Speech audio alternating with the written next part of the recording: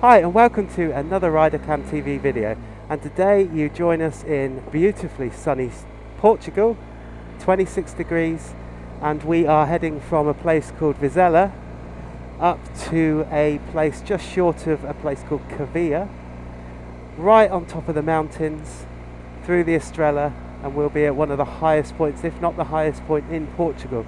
And the hotel tonight is just insanely incredible. The views are to die for, the rooms are spectacular, the food is just out of this world. And it's a ski resort in the winter, so it shows you how high it is. I think it's like 1900 meters or 1900 feet, something like that. We'll have a look a little bit later and I'll correct it on the video. But we left the hotel this morning, and unfortunately one of our guests riding an older BMW, lovely bike, had a bit of an issue with it today, probably about half an hour out or half an hour into our trip, and it cut out, and we think it's the speed enhancer, which is something to do with a heat shrink or some heat compound that dissipates some heat on something on the engine. That's about as technical as I get, and you know, having watched this channel, how technical me and Mark are.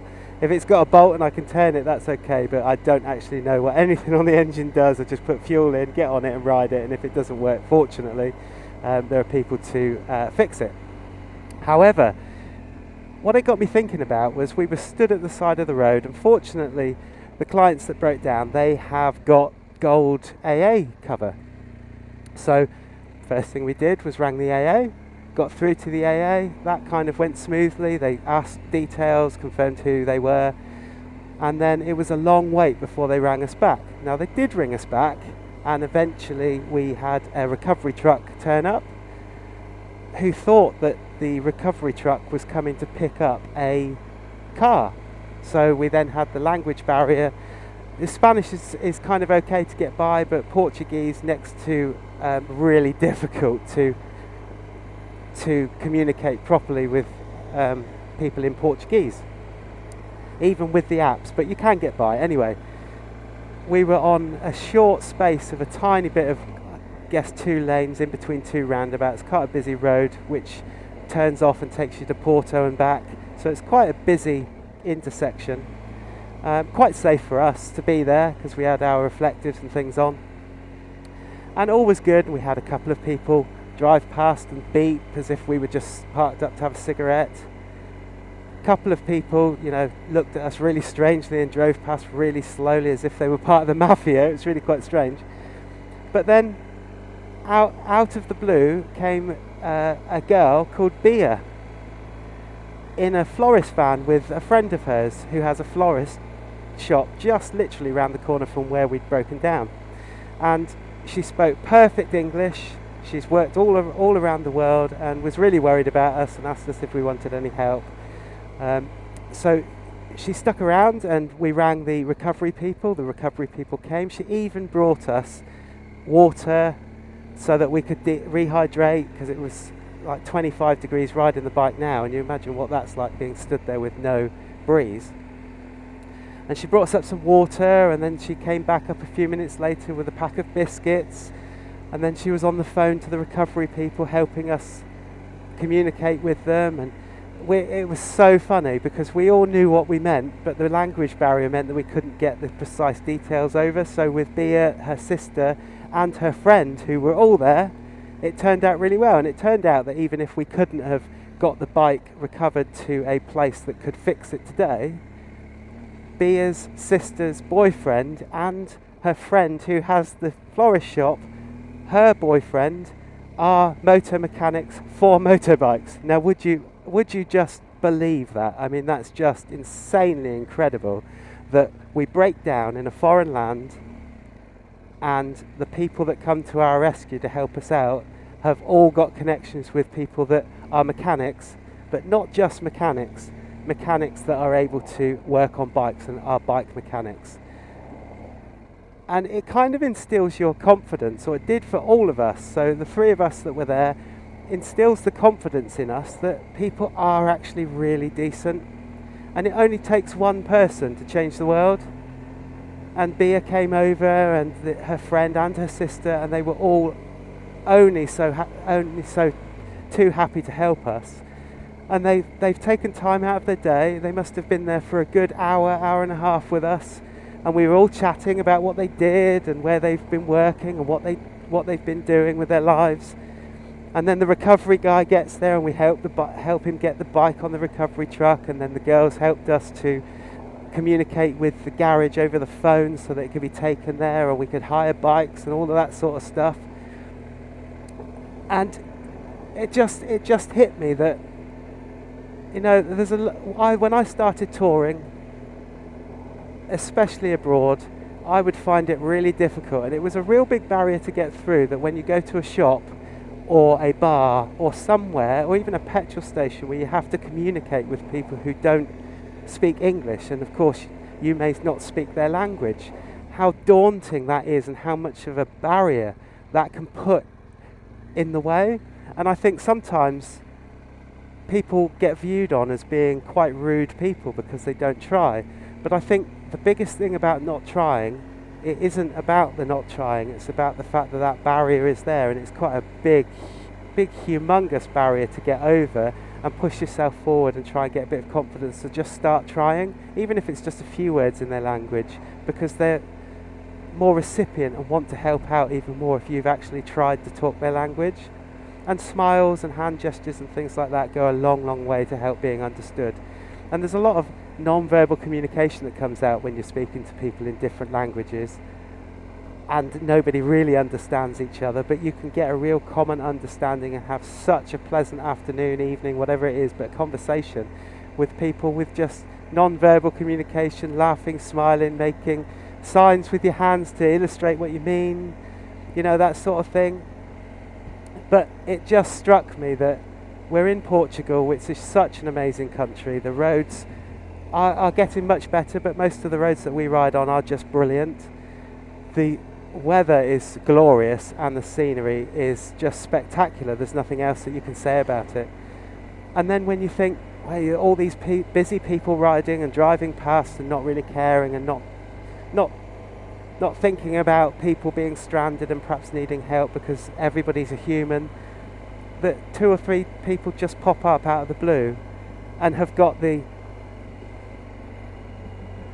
they've got, I was going to say the moral compass, but that's wrong because everybody's got a moral compass, but the kindness and the confidence to approach somebody to say, do you know what, do you need a hand, because I can help you. If you don't need a hand, then that's fine, I'm not going to be upset, but do you need a hand, is there anything that I can do? And that's just incredible, and it kind of almost leaves a bit of a lump in your throat when you're travelling, where things just happen. Like last night we were at our meal in Vizela, and the meal was lovely, and all of a sudden these 2 biker guys turned up in our restaurant, and they had leather waistcoats on, or one of them did, with patches everywhere, much that I would describe that you would see or think of the modern patches and jackets that are worn by motorcycle clubs, like the famous ones like you see in films like Every Which Way But Loose and that sort of thing. And instantly people jump to a stereotypical view, and I can't say that I was any different. I thought, I really don't know what's going on here. My Portuguese is next to non-existent. Spanish I can get by, but Portuguese, absolutely no Portuguese other than using an app. And I really don't understand why they've turned up or what they're going to do. And do you know what? I went out, had a look at their bikes, and they were the most fabulous bikes. And I took a little bit of a video from them and a couple of pictures which I'll put up on the video. And they just wanted to come and show their bikes and be proud and say that they were members of the Vizela Motorcycle Club, and they've got about 200 members throughout Vizela, and they go riding around Portugal together and help each other out, and they've all take real pride in their bikes with the paint jobs and, you know, keeping them up to scratch and keeping them maintained and things. And just a really lovely group of people, and it really struck me yet again, so 2 times in 2 days, how a stereotypical view of something that you might see in England or in another country, where you're out of your comfort zone because you don't understand what's going on, but also confronted by something visually that perhaps might mean something different. And then to actually speak to those people and not only realise, actually, I've done what lots of people do to the emergency services and other big groups of people when they're wearing a uniform, and come to you know, perhaps a wrong conclusion that they're not very nice people, something bad's going to happen. And do you know what? For the next couple of hours, we had the most amazing chat about motorbikes. You know, all the handshaking, and you know, we're all friends. Bikers are just friends you haven't met yet. If you've got a bike, we're all friends. Ride safe everywhere. Look after yourself. We look after each other. All that sort of stuff. And then we found out that one of the guys was the president, El Presidente of the Vizela motorcycle group. And we'd been chatting away, and then he dropped that into conversation. And it was like, oh, we're around, among royalty, and we were roaring around laughing. And then with that, he made a phone call, got on his bike and disappeared. So the other guy stayed there, and I said, I'm really not sure what's happening, could you tell me? And he said, oh yes, he said, because you're all bikers, he's gone home so that he can get some souvenirs for you. And he came back with 2 motorcycle patches from the Vizela Motorcycle Club and presented them to us in such a nice way. And it was just, do you know what, it was just absolutely wonderful to think that I'd wrongly stereotyped these people, judging on things in the past or things of what I've seen on films and things, and got it totally wrong.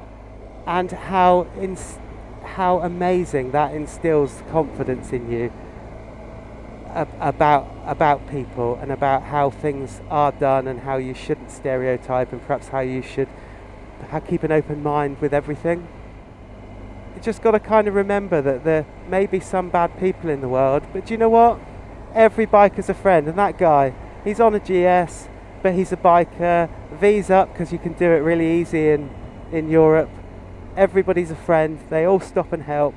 And how amazed I am to be part of the motorbike community. I just think it's just absolutely incredible.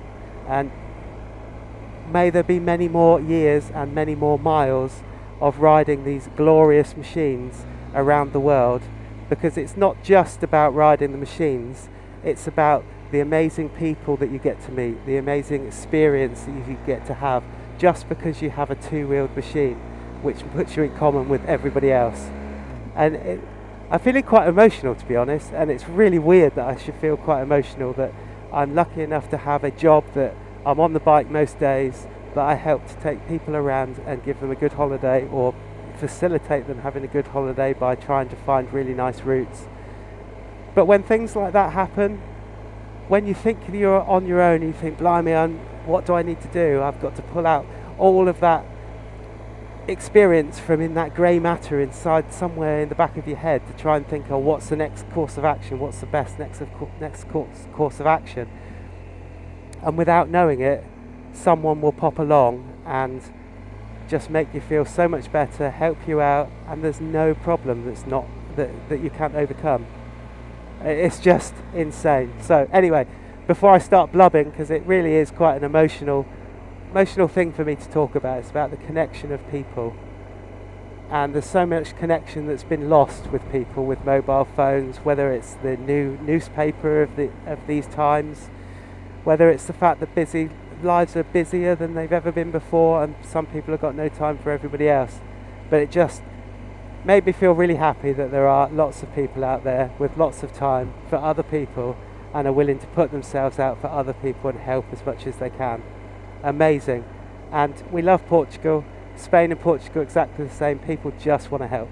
So get on your bike, get out, get touring, get meeting people, get enjoying new experiences and seeing different things.